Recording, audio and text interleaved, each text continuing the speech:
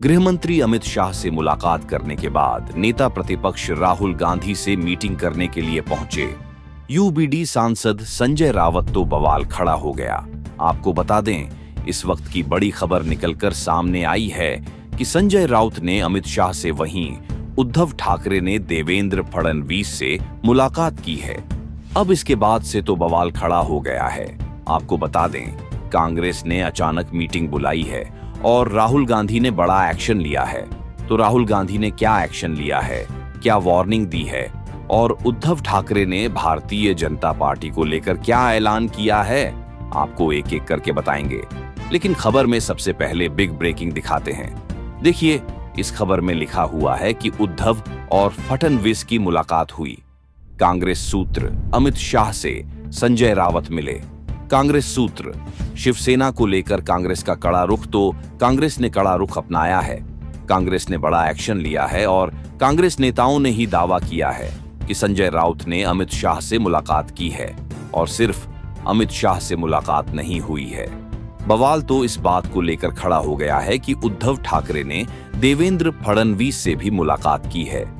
अब इन सबके बीच कांग्रेस के कान खड़े हो गए हैं। वैसे भी मैं आपको बता दूं कि महाराष्ट्र में महाविकास अघाड़ी गठबंधन में सीटों का बंटवारा नहीं हो पा रहा है और इन सब के बीच ये जो मुलाकात हुई है, जो दावा किया जा रहा है, उसके बाद से बवाल खड़ा हो गया है। आपको बता दें कि ठीक एक दिन पहले कांग्रेस ने अपनी मीटिंग को टाल दिया था, जिसमें वह सीट बंटवारे को लेकर बातचीत करने वाले थे। लेकिन अब अचानक से आज उस मीटिंग को बुला लिया गया है। खबर भी मौजूद है। खबर में देखिए, लिखा भी हुआ है कि कांग्रेस की चुनाव समिति की बैठक टली।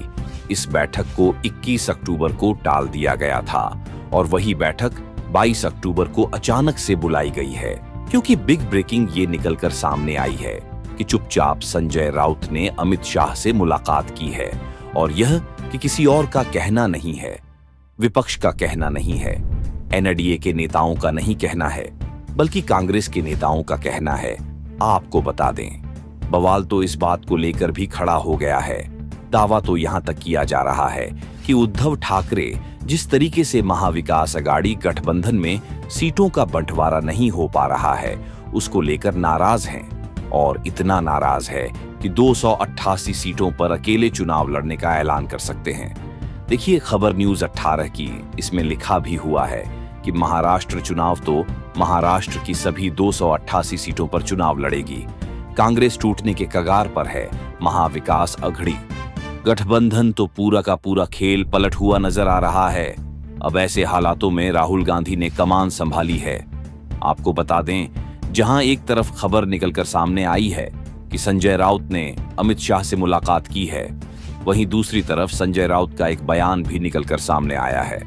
संजय राउत का कहना है कि कांग्रेस के जो प्रदेश अध्यक्ष हैं, जो प्रदेश के नेता हैं, वह किसी तरह का डिसीजन लेने में सक्षम नहीं है। ऐसे हालातों में हम राहुल गांधी से डायरेक्ट बातचीत करेंगे।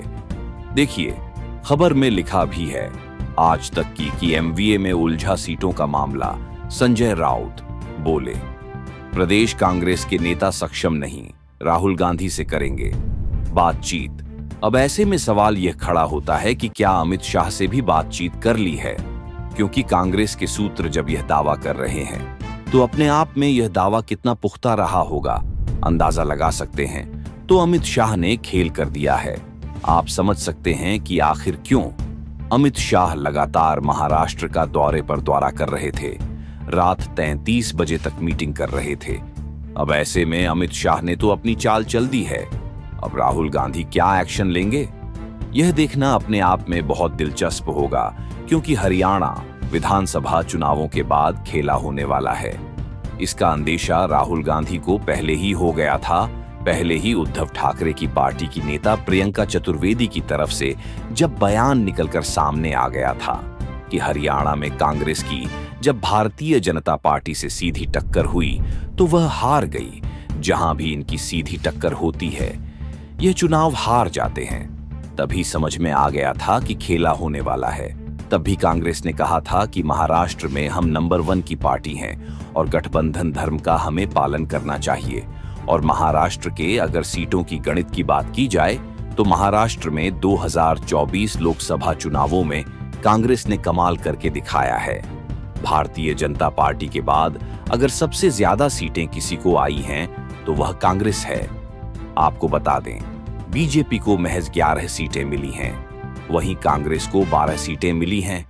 ऐसे में महाराष्ट्र को लेकर राहुल गांधी किसी तरह का कोई रिस्क नहीं लेना चाहते हैं। राहुल गांधी ने पहले ही मीटिंग बुलाकर कह दिया था, जो हरियाणा में गलती हुई है उस गलती को किसी भी कीमत में हम महाराष्ट्र में नहीं दोहराएंगे।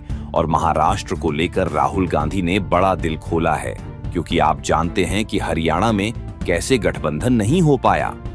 हरियाणा में आम आदमी पार्टी से भी गठबंधन करना चाहते थे।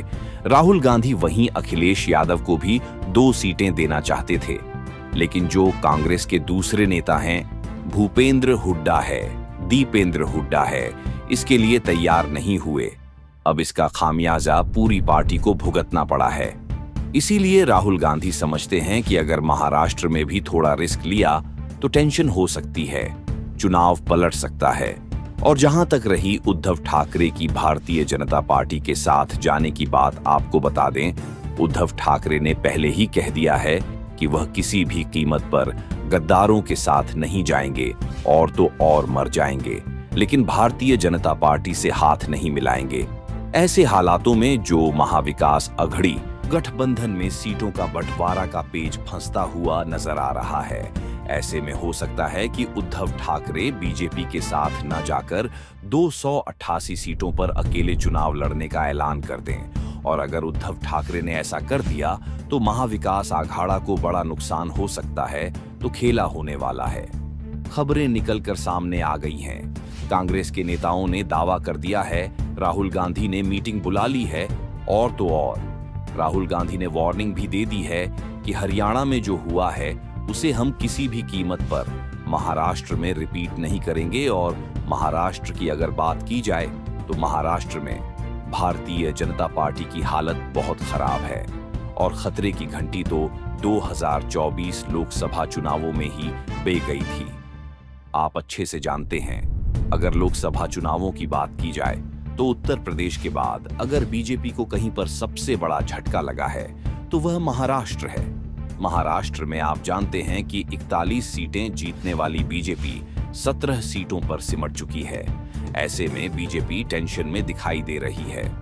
गृह मंत्री अमित शाह फुल फॉर्म में नजर आ रहे हैं और राहुल गांधी मीटिंग बुला रहे हैं। तो क्या होगा, क्या नहीं होगा, वह तो आने वाला वक्त बताएगा। लेकिन इतना तो साफ है इन खबरों से कि राहुल गांधी ने कमान संभाल ली है। तो महाराष्ट्र में क्या होने वाला है?